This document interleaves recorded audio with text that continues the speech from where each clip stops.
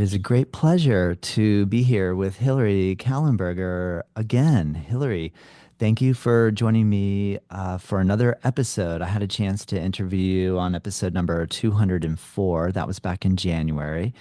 And you and I had actually formulated a plan at that time because we had a conversation prior to you having hip replacement surgery.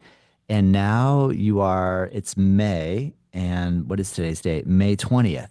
So you've already undergone hip replacement surgery. So I guess the purpose, my goal, and I think we both have the same goal, is to talk about the reality of I am a yogi, but it is okay to ask for help. I am a yogi, and it is okay to maybe need to use the medical association for assistance. I am a yogi or a yogini who, wants to do everything natural, but maybe needs to do things unnatural. Or is the unnatural approach unnatural? Is that the natural approach? Am I looking at the wrong way? All these questions I want to ask you.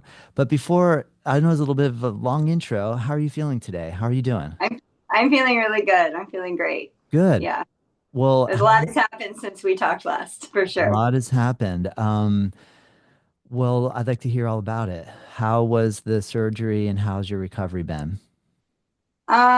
So the surgery went well. Everything went fairly, as expected, so to speak, as far as the outcome. I'm doing really well right now. It was definitely a little more challenging in surprising ways than I had kind of expected. The surgery itself was, kind of in and out. Everything went as planned. I had the unfortunate incident of having a failed nerve block. So when I woke up from surgery, that 2 or 3 days of kind of false comfort that people get because they're numb from the waist down, I didn't get to experience that. Which made things very challenging. And also, it was quite a gift because I had gone into surgery with the intent that I was not going to take any pharmaceutical drugs. So, and that was that kind of a commitment that I had made to myself for a few different reasons. I did have them in case I got into, obviously a dangerous type situation. You don't want your pain to get out of control. But I felt fairly confident in my ability to navigate this with the tools that I have, with the power of my breath, with being present. And so it was really something important to me that everyone's different, but for me personally, I didn't want to take any medication. Understood. So to my surprise, I woke up and was in like a 10 out of 10 pain immediately after surgery. So I didn't get that kind of, leeway you get while that's wearing off. I didn't know that at the time. And so initially when I woke up, I thought, oh my gosh, maybe my pain tolerance is not as high as I thought it was. And I started having a lot of kind of self-doubt, and thinking, I don't know if I can do this if the pain gets much worse, because, the idea is that the nerve block wears off and you should have your pain meds ready on day 2 or 3 when that kicks in. And I thought, if it gets worse than this, I don't know that I'm going to be able to do it. By day 2 or 3, when the pain wasn't getting worse, then I kind of had an aha moment, and I was like, I don't think the nerve block worked, which I've got a history of some similar things happening. So it wasn't really a surprise, but that made the first 72 hours very sticky when it came to the pain that I was in. I Cool. am very happy to say that I made it through the entire recovery without taking any medication. Congratulations. And there was a gift that came with that, which was really being present with my pain and being present in my body. And that was sort of one of those like unexpected gifts that you don't realize is a gift until you kind of get through it. Because I was sitting there going, I don't know if I can do this. And then on day 3, it was kind of this like, I'm doing this. It's Oh, happening. I'm yeah. doing it. Yeah. And the relationship with my body through this process, through this surgery, and the recovery has been, I mean, life changing for me. It's rewired a lot of the patterns in my brain. It's rewired the relationship that I have with my body. I had a lot of awareness that came with how brutal I had been to my body for so many years. And this kind of, so they actually let me keep my femur head. I'm not sure if I'm allowed to tell anyone that, but we just did. So I talked them into it and I said, can I please keep the bone that you removed? Because I really wanted to just keep that with me. And when I, got through the first few days and was able to really look at it and see it, it was like, oh my gosh, you could literally see the damage. Wow. And it's in really bad shape. And it made me very aware of how much pain I had been carrying for so long and just how much I had just been trying to push through it, power through it. And it really changed how I felt about my body instead of trying to kind of like, train my body and push my body into submission to really start opening up to allow it to speak to me through comfort to discomfort and all the things that come with it. Wow. I can hear it in your voice. Yeah, nice. Thank you. Yeah. Very cool. Yeah. Amazing. Well, this might be a personal question, but was part of your reason for wanting to not utilize the assistance of pain medication is because of a past of maybe overusing some substance? Um, there was a combination of factors. So one was, yes, I have a history of, addictive behaviors in all kinds of realms. And so I definitely didn't want to go down that path of, getting into something that I couldn't get myself out of. I didn't want to experience the physical side effects that often come with taking medication. I didn't like the idea of putting potential toxins in my body that my body was going to have to work even harder to clear itself of and detox from because I was already detoxing from the anesthesia and some of the things that had already happened, the trauma of being cut open and moved around and all of that. So to me it felt like one more block to healing. And then the other thing was that I really wanted to be able to do it. I really wanted to. I kind of knew subconsciously that this was an opportunity to heal the relationship with my body. I just didn't realize how that was going to happen. And so I think that was part of it as well. And I will not lie, there were a couple times when I looked over at that orange prescription bottle and I thought, should I? Because I was very uncomfortable. It was really rough. And then I just kept going, nope, you don't want to be anxious. You don't want to be constipated. You don't want to be like, do you want to feel Yeah. all those things plus the discomfort? And I was like, no, I can do it. I can do it. So, Mm. so Nice. yeah, so there was a lot of reasons for that, but it was something that I had committed to before. And that was the other thing is I had made a commitment to myself. And part of that relationship with myself was honoring the commitments that I make to me. Wow.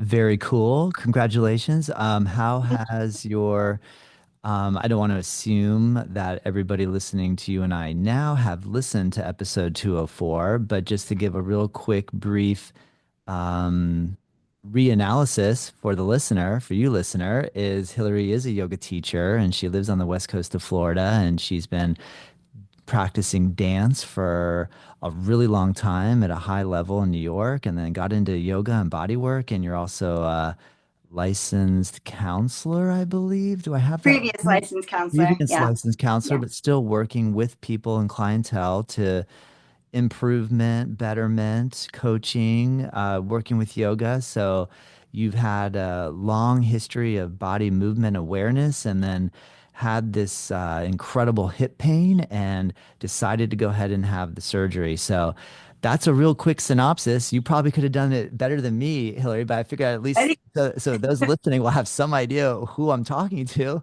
But I guess I should let you tell your story. Can you fill in a few gaps there that I missed? And I know it's like how many years have you lived? How do you fill in all those years in time and all the gaps? But what are a few key gaps that I missed that you think are important for questions that are coming about what your relationship to self now looks like and how you see that evolution?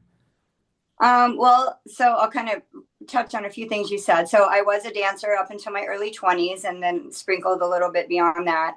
So I was very, very hard on my body. I was in a very performance oriented arena.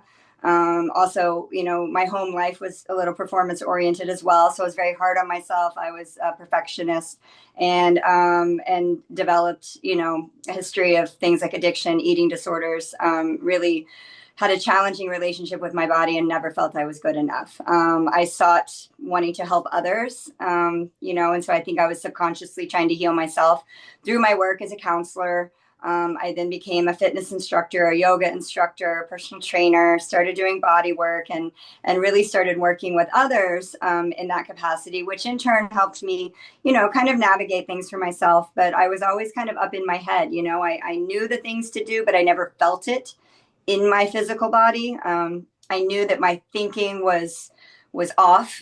And so I was always trying to convince myself to change my mind, but I was never really feeling that sense of love for myself, of comfort in my body. I was talking to a friend just before we got on today, and one of the big shifts that has happened for me is, and I think a lot of people will maybe relate to this, especially if you've had any kind of body dysmorphia or disordered eating type stuff, is that I wake up in the morning now and I don't assess my body and how it looks based on my worth for the day. And that is huge when you've been living your whole life that way. Yeah. As far as how you look, your size, are people going to accept me? Did I eat too much last night? Oh my gosh, I'm fat. All these weird, crazy messages that we imprint in our brain are gone. And the experience that I had by going through this, induced chosen trauma, right? And going through the pain and the literally having to learn how to walk again, which was very humbling because I did have a lot of pain. I think I might have had more pain than some people I've talked to have experienced. And for me, I didn't walk out of there. It took me days to really be able to bear weight on my leg. It took me even more days to walk unassisted, where I could take a full step. And it was very humbling. And it made me realize how much I'd taken my body for granted, and being able to dance across the stage and being able to, do all these advanced quote moves in yoga, and my flexibility and my strength and all these things that I'd always worked for, but I'd also taken for granted that was part of who I was. Right. So that was just Wow. ingrained in my identity.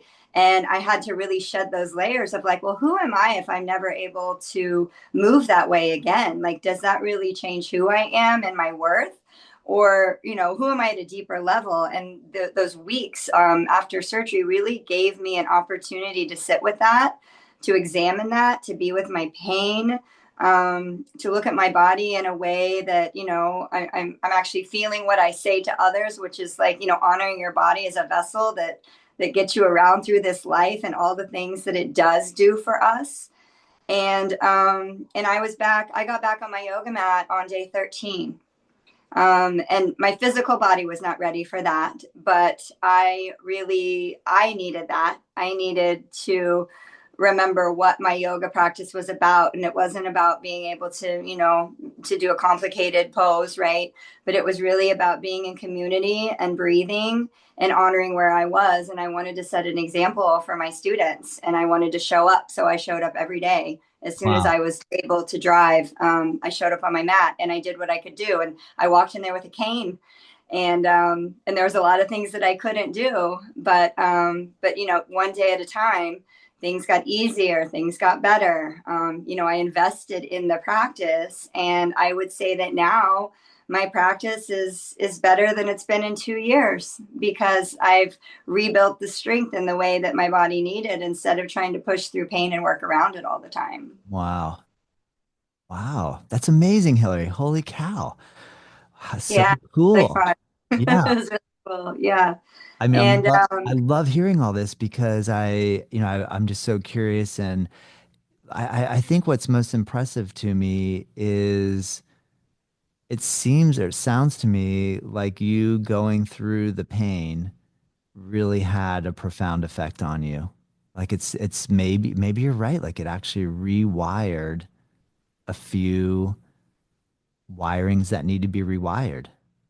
it was very humbling. It's Yeah. very humbling um, to need that kind of assistance, to not be able to really do much for yourself initially, and to really drop into a sense of gratitude for what we can do, instead of having the focus be on what is not good enough, right? And so it shifts you from that lack state of like, oh, I couldn't balance today on my left leg, I'm a terrible person. which hopefully Yeah. nobody thinks that, but Yeah. to a place like, oh my gosh, like I would celebrate these little joys. Like I remember the first time I was able to like cross my leg over into an eagle shape. And I looked at my friend who was instructing the class, and we kind of like saw each other like, I'm doing it. And it was this moment of just like, it's happening because I just keep trying, I just keep putting forth the effort and showing up. And I think that says a lot about what we know, of the power of yoga and showing up for yourself every day. And that was really, I mean, I've always showed up for yoga, but showing up for myself in a different way when I didn't look the way that, maybe a yoga teacher should look, or I wasn't doing things in the way that I was accustomed to doing them. And it was just a very humbling experience of, even, I couldn't get down and up off the floor sometimes. I mean, there was just some real challenges, and the mobility and flexibility it's a process. So talk about being with the process. We want to heal as fast as possible, and we're like, when can I do this again? We're looking for like, when am I going to be able to stand on this leg, or when can I get my leg into a figure four? And it's like it's a day-to-day thing. And some days I'm like, oh wow, look, I've got some really nice mobility today, and some days my hip still gets a little stiff and tight, and that being okay, because it just is where it is right now. So the process really allowed me to practice being more present and develop appreciation for what I can do, instead of worrying so much about what's not working the way that I want it to, which is, part of life, right? Isn't it amazing? Do you think you could have come to this realization without having to have to go through all of this? Um, I mean, I would like to think that eventually, maybe, because these are things that I've been working towards. It's like I want to be more present. I want to live in gratitude. I want all these things, and I'm always aiming towards that. But I think this experience literally swept me off my feet and was like, you asked for it, here you go. Wow. You Yeah. want Yeah. these things. Let me give you a direct path to gratitude and a direct path to humility and a direct path to learning how to be graceful through your suffering, and have a mindset that is not of a victim, or is not of a woe is me, why did this happen to me, but really as a gift. Like, this is giving me all of these tools, all of this insight that I would have never had otherwise. And one of the biggest gifts from a yoga teacher perspective is, I mean, we know the things, we know how to teach modifications, and, we learn all those things, but there's really something to be said about experiencing something firsthand in your own body. And, the first bit of time when I could not reach down to touch my toes, it was kind of like, oh, that's what it feels like to not be able to reach your toes. Like, it's not will. It's not that I'm not flexible. It's like my body is not moving that way today for whatever reason. And so, because I had to get really creative in my practice, because I was like, oh, well, I can't do that. What could I do that would kind of simulate that, or get the same thing out of it, but create a different shape that's safe for my body? It really helped me as a yoga instructor think outside the box of what could I offer my students who are struggling with limitations. Yes. Isn't that amazing? Yeah, I I mean, it's know. so cool. I was like, Yeah. I'm learning so much right now. Yeah. And now someone comes in, and it's not just necessarily hip replacement, but somebody comes into your class and says, I have a really bad shoulder. I have a really bad neck. I have a really this thing going on, and I feel like you probably have more understanding of pain. Yeah, You were in pain, but it sounds like the pain that you went through post surgery was a little more acute, would you say? Like the pain that you had in your hip kind of building up to the hip replacement. I mean, I would say the pain I had in my hip building up was definitely a chronic pain that was very uncomfortable. I would say that the pain post surgery was an entirely different kind of pain. And it was more like you take a step and you're like, oh my gosh, like it was such a deep pain, versus kind of a wear and tear pain. And then what's fascinating is, as the healing process, took place, I'm now at the point that I have less pain than I've had in probably 2 years, if I'm being honest. Like, and I forget, and that's the interesting part about how we wire ourselves, because it used to be that I'd get up off the floor, or if I'd been down to pick something up, I'd lean to my left and bypass my hip. it just became a habit. And now last night I went down to unplug a light and I leaned to my left. I'm like, wait a minute, I don't have to do that anymore. I can literally fold forward without having to compensate. And so, even just like, wow, oh my gosh, I can't believe that I did that for so long. And, so many people say their only regret about, having a hip replacement is they wish they would have done it sooner.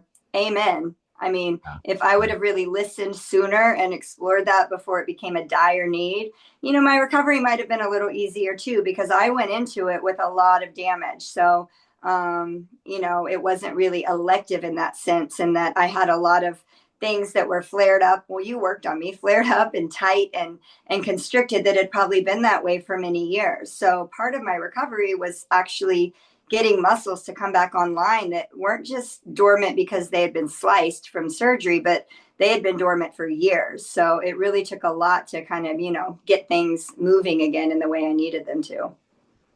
What is the journey like in relation to building up to either the distance or the amount of time spent walking? Where are you at currently with ability to walk in terms of distance or the amount of time? And before you start to feel like, oh, I should probably sit down because I feel like I'm exhausted or super achy.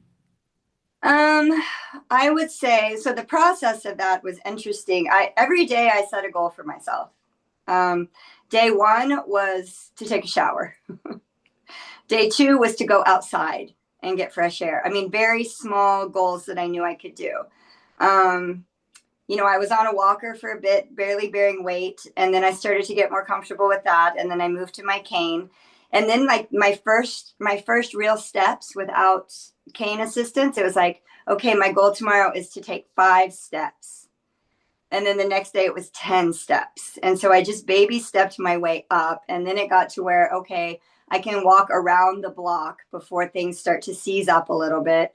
I would say now, and that was just progressive. And there's some days that are better than others based on, if I've been on my mat and everything's nice and loose, I would say I would probably easily be able to walk as far as I really wanted to within reason. I've definitely been out on I went on a walk the other day. It was probably an hour 15, hour and a half, and I forgot I even had a new hip. I mean, I Wow. was just out walking to enjoy it. So Nice, nice. there are days where I feel a little off, and I'm kind of like, okay, this feels a little cranky, and and so but what I do different now is I stop. Nice. Yeah, you're listening to your body. Yeah. Is that a huge shift from where you were before, back in your old days? It's a huge shift. And and so through this process I've electively given up running, which was, part of what contributed to the damage of my hip. And also part of what, even though it's a healthy exercise, it became an unhealthy pattern for me because of the way I viewed it. Because if I didn't run, again, I would judge myself and my worth for the day. So I would get up in the mornings and it's like I had to go get my run in almost to be okay. And I saw that as a pattern. It was one of those things, just like addiction. Like, I know this isn't good, but I'm not sure how to stop. And getting a new hip gave me that gift as well. It's like, okay, well, we're just going to force you to stop. We're going to, and so I remember sitting in bed one day going, okay, what would be the reasons to go back to running? Like, what good reasons can I come up with? And I couldn't come up with anything that I couldn't do in a different way. Mental health benefits. Well, I can still move my body. I'm not going to blow up and turn into an obese human because I'm not getting out and running every day. There's other ways to, enjoy my body, be present, have a healthy mindset. I definitely don't want to put any more damage on my body. I don't want to end up doing another hip or my knees. So why would I push myself into a space that would be potentially dangerous? And, if I look at my life, I mean, I spent over 20 years as a dancer, another 20 years as a runner. I feel like I've done those things, and maybe it's time to do some gentler things. And so now, my main source of movement has really become my yoga practice. Not that it wasn't always just as big in my life, but now it's kind of like the thing that I go to every day. And then I'll go for a walk, or, I might get on my bike for a little bit. I just kind of started that. But I don't feel the need to get out there and prove anything to anyone, including myself, which is really big because, it used to be like, okay, I need to walk X amount of hours and this amount to feel like I've done, I paid my dues for the day to my body. And now it's like, or I could just, I mean, I'm very movement oriented, but I can also enjoy a day off and Yeah. just sit in the sunshine or float in the water, or, and those are just as healing and as healthy in different ways that aren't chronic abuse. Yeah. Do you find you're laughing a little bit at yourself now, or are you giving space to understand you were or are the way you are because of certain situations, and therefore, like sometimes I do that, I laugh at myself, like, wow, look how much I've changed. That's kind of funny that I had to be that way. But then when I look at Yeah. it, like, well, why am I the way I am? Well, oh, that was a little rough. Okay, it makes sense why I'm the way I am. And it's an interesting, what a journey. What an Well, amazing journey. I definitely honor that part of myself that was taking on whatever I was taking on to survive, because it's all I knew when I knew that, right? I mean, I knew something didn't feel right and this helped, so let's do that, right? Even if I look back at my past addictions, right? I was just trying to soothe the pain and to make it through, even though what I was doing was self-destructive. And it really plays into, the abuse of my body as well, in that I was doing these things thinking I was doing the right thing or in survival mode, right? And being able to lay all that down and having literally a forced timeout of being able to really assess, well, like, who am I? Am I less valuable because I didn't get in a run? Am I less valuable because, my body doesn't look a certain way, or I'm not as fit as I possibly could be, or I'm not, doing every advanced posture in yoga, versus like, who am I just for being here, for just showing up and sharing space with someone, and just existing in this body, and maybe that's just enough to just be. Yeah. Great. Well said, Hilary. Were there any acts of compassion from either students at the studio and or people around you that you have in your life that really touched you and or made you, not that emotional would be the only outcome, but did you have any like moments where you were just like, wow, you are so kind. Thank Yeah, it's you. actually making me emotional just thinking about it. So coming back to the gratitude, and this was a lesson that I knew. One of my best friends going into surgery, she said to me, she goes, "Now, Hillary, don't be all tough." And like, letting people do things for me and help me, because I do live alone.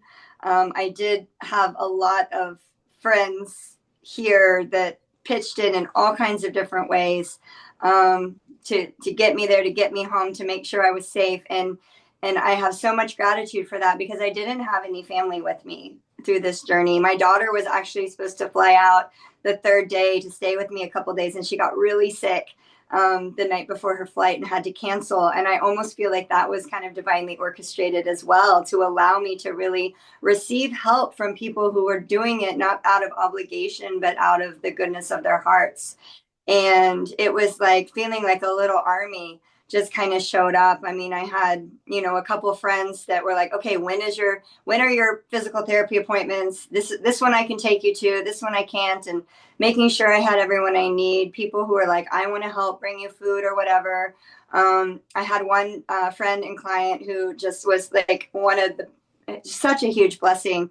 But he stopped by one day just to check on me, and I think bring me a smoothie or some food or something. And he went to put it in my fridge, and he said, he looked in there and he said, "Oh, she needs food," because it was just kind of empty, because I was just like letting people bring things as I was hungry. And you're not that hungry the first few days after surgery. Yeah. And he literally had food delivered to me every single night for like a week and a half or something. Wow. Like every night, fresh, organic, clean food showed up at my house, catered to the things that I eat and don't eat.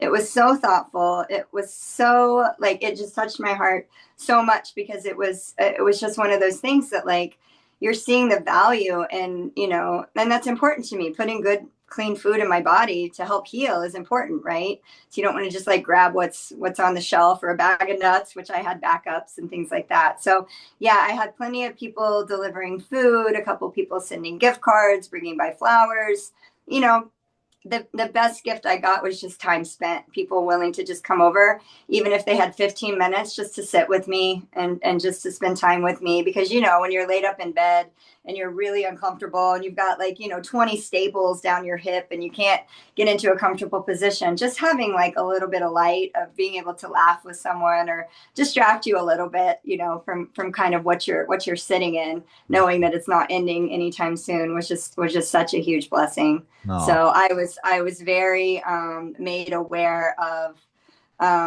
just how loved I am. that's so cool. Would you had made mentioned when we recorded the first podcast, it was about 2 weeks or more that we recorded it prior to surgery, and then I think I released the podcast either the day of your surgery or day after or before, something like that. And so, like right before we started recording today, you had made mention that you were able to listen to the you prior to as the you after. What was that like? That was so interesting. Yeah, I think it came out the day after surgery or the day of, but Okay. I know that I was newly recovering in my bed, listening to myself talk about what I thought was going to happen, which is always so funny, to go back and listen Yeah. to anything we think we know because we never know what we know until we know it, right? But and just kind of the expectations that I had going in, and I did really prepare for surgery. My mindset was I'm training for surgery, so in the gym, in my diet, in my sleep, just getting my body like in the optimum position that I could, and I felt very solid in my choice. I knew that I was doing what I needed to do. I kind of had a plan, like this is how it's going to happen and this is how it's going to go down. And I've got everything in place, which is the old me, definitely like planning and controlling. And then, what happens and you're like, I can't get my leg onto the bed. Like, Yeah. I can't it took Mm. my friend 40 minutes to get me to the car and in the car because there was just so much pain. It was like, wow, I didn't really expect it to be like this. Wow. Yeah. So it was interesting listening to kind of what I thought was going to happen because I wanted it to be that way, and then accepting life as it is, right, on life's terms, which is like, well, it's going to be like this instead. And it's not going to be easy breezy because there's all these factors that I wouldn't expect that I would have, to not have a nerve block and that normal quote experience that others have. And so it was all kind of like, okay, this is not how I planned it. And then having to adapt and all of that. So yeah, it was interesting listening back to it again. In fact, I should listen to it again now, Right. now that I've quote recovered and see what I think about what I said now. I agree. I think, well, the one thing I'm picking up is just like you sound so happy. So it's like not that you weren't happy before, but I can hear it. I'm curious, sometimes in the process of getting ready for something like this, there potentially would be the thought like, well, how am I going to afford this? Like how I'm a yoga teacher. I live off of my work, and I don't know, you don't have to explain like your financial situation, but I'm curious. I know for myself, if I knew I needed to take 8 weeks off, my first thought is I can't step away from work for 8 weeks. There's no way. How would I do that? How would I? So I'm just curious, can you speak a little bit about what that was like for you and how it worked out or not, and how you're feeling about that currently? Yeah, I mean that's obviously in our industry. Anytime we don't work, that becomes a financial challenge at times, right? And most of us aren't in a situation where we get paid time off, being a yoga instructor or anything else, and we work for money. So definitely the time off was a challenge. I definitely had to ask for some support from some different places, not only to pay for the surgery, right? Because even though I have decent insurance, there's still you're putting money out of pocket to get these things done. You're buying things that you might not have thought of buying, like, multiple ice packs and like, spending a lot of money on food because you can't cook it. So you're ordering it out or, different things like that, which was why so many blessings were from coming from people around me. I was basically fed the whole time. So I had no food expenses and that was amazing. And then I was back to teaching on day 13. Wow. So you went back and taught them 13 days. So with As it. soon as they let me drive, I was back to teaching. Now I was in with a cane and I sat in a chair. But and that's another thing that I have. I How love to cool, cue Hillary. and I love to Yeah. verbally teach, and Yeah. to be able to really watch and witness my class and not be distracted by the own things that I want to demonstrate or whatever. So I was very blessed to not only be able to do that, like physically be able to drive, and because that was kind of the thing. As soon as I feel safe driving, I'll come back to teaching. And the studio owners where I teach, I mean, they were all like, "Well, it's up to you." But I'm also very blessed that they were open to that. To have me come in and need some help and make some modifications. And, there are some things that I needed to ask for help with. Like, I can't reach that. I can't do this, but I can do this. And so I was back to teaching, like I said, within 2 weeks. Obviously, Thai took a while to get back to, just because obviously the mobility factor and being able to get up and down off the ground. Are And then you it just was a slow process because I took time off. So my individual clients, I think maybe I started seeing some of my regular clients around 3 weeks. By 4 weeks, I was doing pretty good. And I would say that so I got discharged by my surgeon at 2 months, so a month early. And he basically, after what I went through, which felt like a lot, but he basically said, "You're a poster child for a hip replacement. Good job on doing all the hard work. Call me if you need me." So nice? I felt really Nice. good about the work that I put in, even though it felt grueling at times. I Yeah. kept showing up. I kept going to the gym. I kept getting on the stationary bike. I did the PT exercises. I took the steps. I made myself go take, even if it was 10 steps a day. I got on my yoga mat, even if it was modified. And I think there's something to be said about the balance between trusting our body's ability to heal and also putting in the work to make it happen. Great point. That's a huge one, right? How do you get somebody who doesn't want to do the work to do the work? Yeah, I mean, Do you have an answer for that? well, I mean, I think that that's another thing that we face is, we all want solutions. And, kind of we talked about in the first episode as far as, traditional medicine, and sometimes we're seeking it because really that is the best solution for whatever we're facing or dealing with. But sometimes people look to medicine because they want a quick fix and they don't want to do the work. They want to take a pill, or they just want somebody to fix their pain, or they just want it to stop. And so I think realizing that it's the work that you put in combination with the choices you make that get you the results. And I don't know how you make somebody, how you bring that awareness to somebody. For me, I mean, like I said, I tried to lead by example by showing up for yoga and being in the gym and, coming in on my cane, and people are like, "What are you doing here?" I was like, "I got to move my legs. I want to heal. Like, I don't want to just be, I want to be back to whatever 100% is. It might not be what I was before, but 100% of my capacity, which means I can only know that if I do the work, and I take ownership and responsibility, not only for how I got here, but what I can do, to move the needle forward." And I'm very grateful that I have a lot of tools to do that and a lot of knowledge where, not everyone does. Very cool. Have you had any flashes of inspiration because of this, that of a new class you want to start, a new direction to take your therapeutic modalities? Have you had any grand insight of like, oh my gosh, now I know what I'm going to do again, or I knew I know what I'm going to do?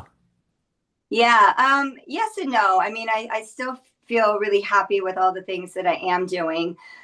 I definitely have more compassion and more appreciation for some of my students and clients who are struggling with chronic pain in their bodies. And so that has become kind of an empathetic focus. Like, "Hey, I know what you're going through. Let's get together." Like pushing that a little bit more. I think I can help you. I think I can give you some insight. But I do have a little bit of an inspiration. To create some, I guess we'll say sequences working around different body parts, different limitations. Like, okay, well, what kind of practice could we offer somebody who's limited from, the waist down or one leg? What kind of practice could we offer someone who's limited in their arms? And how can we make that just as yummy as what we're experiencing when we can do the full spectrum of movement. Yeah. Um, so that's been kind of a, just an inkling of an inspiration, nothing that I've like jumped into and carried forward, but I do feel like because of my experiences, and some limitations and working around it, I'm like, okay, I think there's something here. And I will say this, in teaching, I've become a little more aggressive, I guess we'll say, in really making sure that my students aren't dumping into their joints. And I've always kind of been a bit of a stickler when it comes to hypermobile students because I've experienced that. But now, especially when I see people in these really deep lunges or things like that, it's like almost like I feel my hip crunching inside. I'm like, we need to create space. We need to strengthen and create the space around the joints. And so I am kind of, jokingly every once in a while, I'll, ask someone to pull out of their lunge and engage more. And I'll be like, you don't want to be like me. Like, you know what I mean? Yeah. Yeah. Let's build the strength so you don't end up in a situation where you're like, oh my gosh, I didn't know. I Mm. don't want to be the reason leading that they didn't know. Great point. What forms of external inspiration did you draw from in relation to music, literature, art? Did you need to do some reading? Was there some YouTube videos? What was the kind of thing that you found yourself going to just keep that fire lit to show up? Like during recovery. Yeah. Yeah. I did a lot of journaling, which is something that I do, but I was really consistent about it. What did And you some writing. notice? What did you notice with journaling? How has journaling changed your life? To me, it just moves energy through me. It gets things that are kind of swirling up in my head and allows me to kind of process it through. And a lot of times I don't even really, mm, it's not that I don't know what I'm writing, but it just kind of comes as a stream of consciousness. And then before that, I know what the page is ended and I just turn the page and wait for the next day. And it's kind of like just a way to move some energy through. And sometimes different things come up with that. It was really interesting. The first week, maybe 2 weeks, I didn't want any stimulation at all. I didn't want to, I never turned the television on. Um, I didn't watch any videos. I didn't want to read a book. All I did was I had like my red light on. I laid in my bed. I turned on frequency healing music and I really just focused on breathing. And that was the most still and present I've probably ever been in my whole life. And there was just something that was like, no, I don't want a lot of stimulation. Probably my nervous system saying, like, we've got a lot going on. Like, let's just be still. Um, Did you feel like you needed to do that to cope with the pain? I think it was a lot of it was coping with the pain. I think I just really couldn't handle anything beyond the sensations that I was experiencing because for me it was a lot. And again, like I questioned my pain tolerance. I'm like, I don't know, maybe I'm not that tough until I kind of got through it. And I'm like, no, that was a lot. Yeah. I was dealing with a lot of pain. Did the pain trigger any past traumatic event scenarios for you? Um, Not specifically any scenarios, but I would say that it just kind of brought up my history as a whole. Like I kind of mentioned before, it really made me so aware of just how unkind I've been to myself, how many situations I've put myself last in instead of first, how often I've sacrificed my needs for other people, achievements, whatever. It kind of just was like, I mean, there was kind of a mourning that happened, like kind of a mourning of a girl who was really struggling, and it just brought all of that to my awareness, and just being in that pain, and also how many times I had really felt alone in my life to deal with things on my own, whether I was or not, just how I felt that I had to do it all. I had to manage it all, carry it all. And sitting with all that pain that nobody can take away definitely triggered that sense of like, okay, here I am, I'm on my own, but I can change that input and say, but I've got a million people who have offered to help. And so my job is reach out to connect with people and to say, I need something. Can you help me? And be willing to receive the help that's given. And also to say no if it's like, I don't really need that today, but thank you anyway. And to really advocate for myself and my needs. And that kind of comes back to changing the relationship I had with myself, which is that I'm worthy of people chipping in and helping me along. I don't have to do it all alone all the time. Wow. Amazing, Hillary. Yeah, Amazing. it's been Yeah. a journey. Why?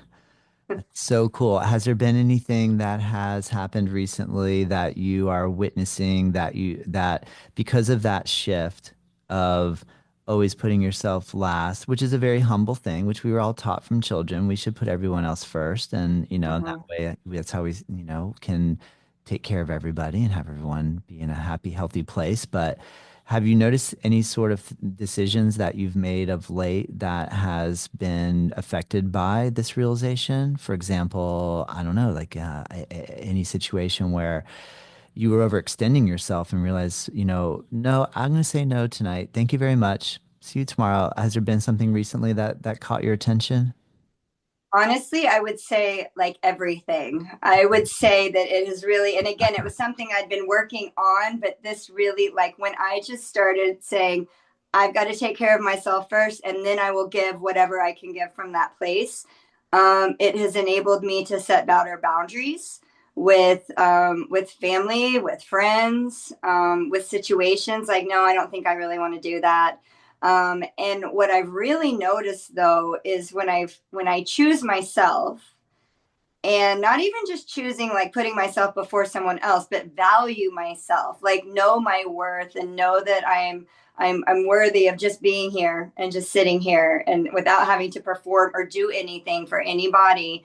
It's Yeah. like all of this stuff, all of this abundance just kind of keeps rolling in. Like it's from tiny beautiful moments where someone says something just so beautiful and kind to me where I feel so much love, maybe because I'm just open to hear it and receive it now, to literal shifts in people's behavior and the way that they've interacted with me. Like they're respecting my boundaries because they can just feel my energy has shifted. And so it's interesting. It's kind of like everything kind of has, when I've chosen me, life is choosing me. Instead of me having to be out there trying to make things happen, I'm just like leaning into this space of trust, and things are kind of just working themselves out. And it's Wow. a really lovely place to be. When you said it's okay for me to just sit here and be, and I don't have to come out and entertain. And then I had a flash of imagining you from your dance days and being in that higher performance, competitive level of everything is about me performing for you so that you hopefully will like me. And then Mm-hmm. that nonstop performance aspect would just be so grueling. And I can see what you're saying. That makes really good sense, actually. I mean, I fall into that same belief trap that I have to constantly entertain. And so I'm appreciating hearing what you're saying to help me to feel the same way. Like just it's okay just to be. Like Yeah, I'm okay where I'm at and I don't have to constantly. It's fun to entertain, but yeah. but do I have to do it for my sense of self-worth, or can I do it simply because it's fun? And kind of shifting from that mindset of, even as a yoga instructor, right? Like, will they like me? Will my class be good enough? Am I good enough? Which is the same old programming of, you go out on stage, you work your tail off, you go out, you perform, you hope you don't screw anything up, and you wait for the applause. And that's your value, right? Like, did people like it? What did the critics think?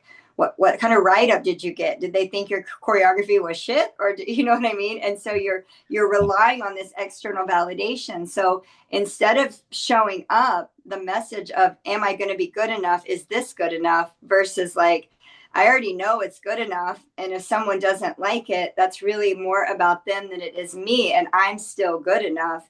And having to shift that takes so much pressure off the plate of just being able to show up and be like, well, it's going to be great if I'm following my passion and my heart. And it'll align with some people and it won't align with others, but that's okay. It's such an interesting trajectory because do you remember times where you would be thinking in your mind, everyone keeps telling me that you should just be and you don't have to try to, entertain and be something, to constantly keep somebody going, but it doesn't really quite stick. It's like you hear it, you intellectually know it's true, but then for it to be real is a whole nother process. So it sounds like that's shifting for you, which is really amazing. I mean, I've been also thinking too that there seems to be something in the air where the world is just shifting like that right now. Do you sometimes think that? Do you ever have that question pop up in your head like, is this only happening to me? Or is everybody right now on planet Earth having some type of whoa, aha, I mean, kind of realization? I mean, I know it doesn't matter because if you're feeling it, that's all that really matters right now. But have you been wondering that yourself? yeah, I mean, I think there's definitely a shift happening on lots of levels, and I think that there are certain people, individuals who, I mean, when change happens, regardless of what you want to view change as, people either, roll back or people jump into it. I mean, most people don't just kind of like have an ambivalent, feeling about it, so, Yeah. or an apathetic, I guess I should say. So I think that, because there is this kind of energetic shift is what I feel like in the world. I think that there's a lot of this kind of accelerated change that's happening, and deepened awareness, and people going, oh, aha. And because I have those conversations with people, we're like, oh yeah, me too. And, having these like interesting topics where what I'm saying doesn't feel like, oh, what's in the world has she been going through? Like other people are like, I had a similar experience. And then there's another part of people, that are still, kind of rinse and repeating. And that's okay too. Great point. No judgment. No Just judgment. just Just, yeah, where observing. you want to be. Just observing. Yeah. It's like you can grab the kite tails and like fly with it, or you can just watch it fly away. Like, I mean, you get to choose. You get to choose, like whatever you want to do. Wow, Hilary, I'm really grateful that we've had this interaction. It's a cool little timeline of events, and I feel like you've been able you're getting to that point where you're like in relation to what you said, yeah, I said this on the podcast and then here I am listening going, wow, I thought I had everything organized and I was going to do everything this way and look how different it is. So I don't want to set you up for another similar situation, but I'm always curious to hear the mindscape of um, moving forward, just be just be present, or is there another direction, new direction? Are you pretty content, or do you have some sort of like I'm moving here, or I'm going there? Do you, where do you want to go now? I feel like I'm really, at least right now, really embracing letting life carry me instead of trying to drive life, which I've been doing for so long, and making, okay, maybe it's this, maybe it's that, and like trying all these new things. And instead, just really trying to sink into and embrace my ability to receive whatever is presented to me, whether that be in the relationships I have with others, or what I'm doing with my work or clients, or, where I might be led next. And I'm really trying to just kind of like follow the little trail, the yellow brick road, so to speak, like just kind of like, oh, well, this is going, and really melting into this place of like letting go of things that aren't meant to be and embracing stuff that's coming to me at the same time. So when something falls apart, not having an emotional reaction to it or a judgment, and just being like, well, then that wasn't supposed to work out that way. How interesting. I wonder what will follow. And I wonder where I'll be led. And I'm really just trying to be in this place of receiving and moving out of this space of, doing and making happen, because that's just, I've lived so much of my life that way, that I'm ready for something different. And ready just to try to be present with the moments, and enjoy, and just feel joy for just existing, and let that be enough for a while. Yes. Oh my gosh. Thank you so much, Hillary. Yeah, thank I you. I really appreciate everything that you're bringing, and it is a true pleasure to watch, and thank you for sharing all that. I really appreciate all your honesty and openness. I don't feel like this is difficult for you, but I do remember on a conversation we had a while back ago of just that sometimes these conversations were avoided or, by putting up a facade of being the perfect teacher, the perfect, I can overcome I don't need to take care of myself and all that sort of stuff. I think, but it doesn't even feel like it's a big deal now. Like that's just what we're doing naturally. But a little while ago, Yeah, it felt like a big deal to talk honestly that, that's hey, I'm in scary. pain. I have pain. I'm a Yeah. yoga teacher. I have pain. You have pain. We all have pain. Like, I don't know. I think it's been incredible. I'm just so thank you so much for kind of opening this door and your honesty is felt and appreciated. Thank you. I appreciate you too. I appreciate the conversation and just the connection that we made and definitely meant to be. Thank you, Hilary. Yeah.